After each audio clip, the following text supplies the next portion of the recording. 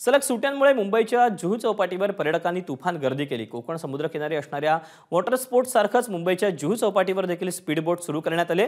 चौपाटीवर फिरायला आलेल्या पर्यटकांमुळे जुहू तारा रोडवर वाहनांची प्रचंड वाहतूक कोंडी झाली आहे। याचा आढावा घेतलेला आहे सत्यम सिंगने।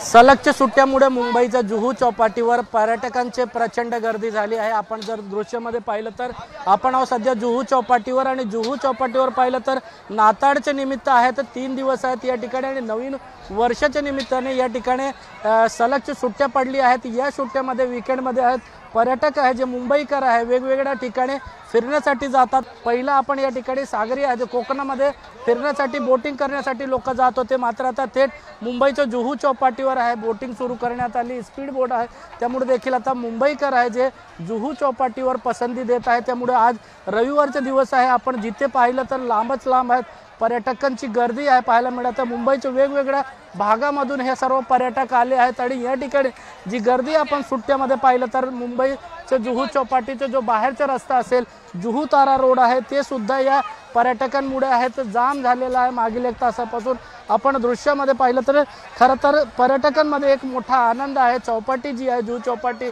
या ठिकाणी मोठी वीकेंडमध्ये गर्दी असतेच, मात्र सलगच्या सुट्ट्यामुळे आहेत मुंबईकर आहेत या ठिकाणी फिरण्यासाठी आले आहेत। लहान मुलं असतील किंवा आपला फॅमिली असतील कुटुंब आहे सर्व घेऊन आपण आहे तर आपण पाहिलं तर मातीवर आहेत या ठिकाणी रेतीवर आपला एन्जॉय करताना पर्यटकांना आपल्याला पाहायला मिळत आहेत।